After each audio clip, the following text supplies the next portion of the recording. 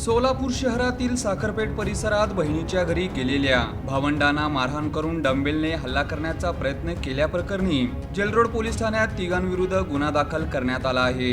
याबाबत सरफराज महबूब शेख राहणार नॉर्थ कसबा सोलापूर यांनी फिर्याद दिली आहे। 1 जून रोजी सायंकाळी 7 वाजण्याच्या सुमारास फिर्यादी सरफराज शेख व त्यांचा भाऊ अबूबकर शेख हे बहीण अर्शिया हिच्या घरी गेले होते। त्यावेळी बहिणीचा पती शोएब गुलाम मोमीन याने तुमच्या बहिणीचा आता तुमच्याशी काहीही संबंध नाही असे म्हणत वाद घातला।